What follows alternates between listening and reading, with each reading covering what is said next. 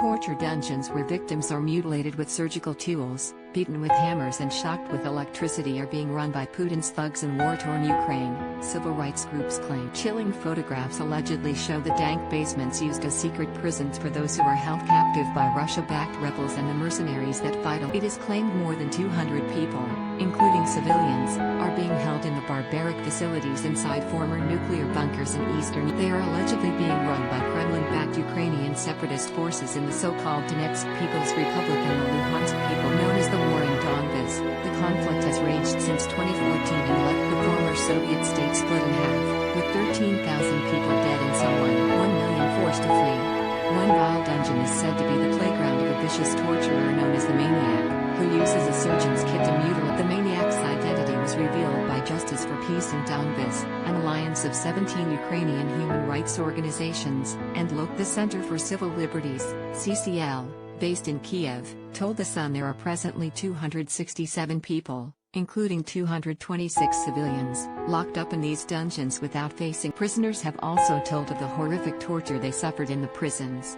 They claim they were subjected to cruel physical torments and witnessed other victims being beaten to death. Prisoners are allegedly shocked with electric wires attached to their genitals, have their fingers bent until they break, or are beaten by former boxers. Sounds of screams are piped through speakers in the prisons as some inmates are stripped naked and left to sleep on wooden pallets beneath blinding light. There is no evidence to suggest the horrific human rights abuses are being directly orchestrated by the Russian regime. Two of the most notorious dungeons are the isolation prison in Donetsk and the Batman prison in Luhansk, named after the moniker of one of the separatists. The brutality of the dungeons is said to be designed to terrorize the population and deter any locals have dubbed the isolation prison as the place where people disappear. It contains 8 ordinary multi-prisoner cells, 2 disciplinary seclusion cells, 1 basement bomb shelter and a single cell adjoining it, plus several torture. It is here the leaked photographs are said to show. The images have been recently posted by the anonymous source on Telegram and claim to show tools used to torment inmates. One image shows a military field telephone on a table, which is said to be used as a high-voltage electricity source for electrocuting. Ex-inmate journalist Stanislav Asayev recalled how victims are taped to the table, with one electric wire connected to the genitals and another to water is poured over the body and an electric current is released, inflicting horrifying pain. Inmates are also subjected to intense psychological torture, it is claimed. Guards intentionally broadcast sounds of the torture in the basement via a monitor screen that is located on the same floor as this. Because of this, the prisoners constantly hear the cries of fellow inmates who are being tortured. Alexander Grishenko, a middle-aged civil servant, was slung into a torture dungeon after being wrongly accused of being a spy by a henchman for the Putin-backed Luhansk People's Republic. Speaking to Euromaidan Press, which reports about the Russian puppet state, Grishenko laid bare what happened on arrival at Batman prison, where he was met by the Maniac. First, he was punched by a former professional boxer with a huge broken nose, who was now using his skills to abuse prisoners. Then he said he was stripped naked and electrocuted before his arms were stretched and tied with cords. What is happening between Russia and Ukraine?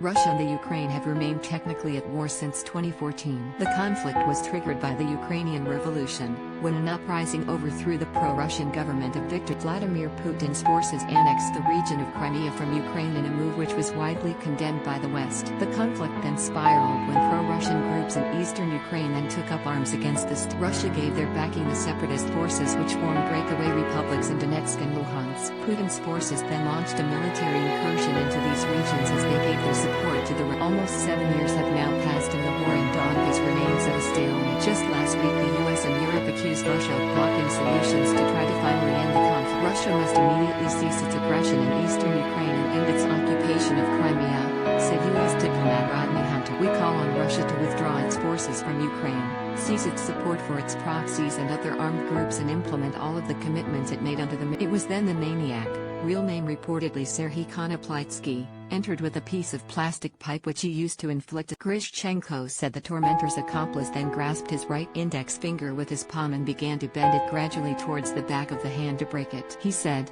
"The maniac told me what and how he was going to do with me in a few minutes. He took out the tarpaulin cover of the surgeon's field kit, unwrapped it, and started to show me the surgical instruments, cutting nippers, a surgical saw, scalpels, commenting on how he would snap off my fingers, saw my hands, and cut me. In a few minutes, his assistants brought a door knife, dumped me in it.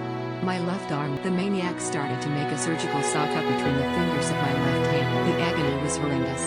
But the sadistic torturer warned Grishenko that even if he passed out, he had a special drug to quickly bring him around, saying he wanted to torture him as much as necessary until we get the desired result. On another occasion, the maniac was said to have beaten another man to death with a spokeswoman for CCL told The Sun, "This is just the tip of the iceberg." Most people who have been suspected of disloyalty to the occupation authorities are prosecuted and sentenced for espionage, sabotage. Their families often do not turn to the state authorities of Ukraine or human rights organizations. They are either intimidated or simply understand that there are no opportunities to evacuate a person. Even the International Committee of the Red Cross does not have access to the prisoner. Therefore, it must be said frankly that we do not know the scale of abductions, torture and illegal detention of people in the occupied territories.